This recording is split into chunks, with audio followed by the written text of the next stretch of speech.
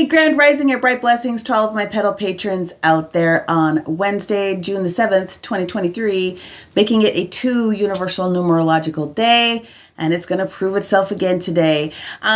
Everything that I'm going to talk about, with the exception of one thing, has literally already taken place by the time this is going to show up. So you're going to be in this energy in one way, shape, form, or another. Here's the mantra, because this is what we've got going on.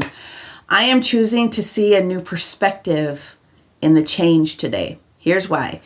The first thing that took place today is the fact that the moon moved out of Capricorn and it's into Aquarius now.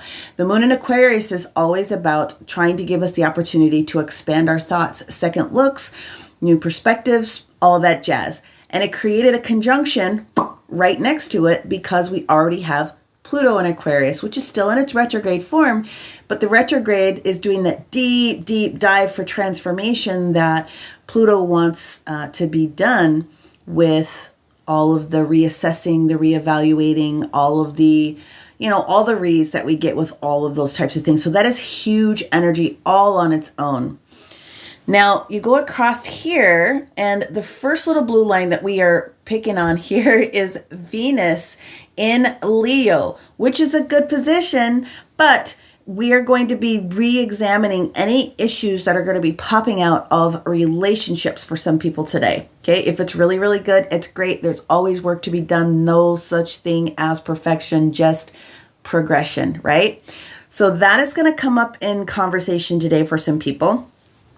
And then the other thing that we have going on is this square that is developing. This is the red line here with Jupiter in Taurus. So that is going to ask us, what is going on with the resource? Is there a challenge going on with the resource? Either in the household, the budgets, the things, all the stuff that we have to work on with our partners. And if you're single, ready to mingle, you have to figure what that change could be for you. And if it doesn't apply, then let it fly.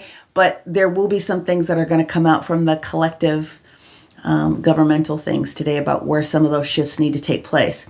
We go back over here to the blue line with Mars in Leo now, because Mars wants to be responsible for how are we going to make this change, right? We already figured out potentially where the drama is, where the resources are going to be, the fact that we know we need to change some things, but how are we going to get this done?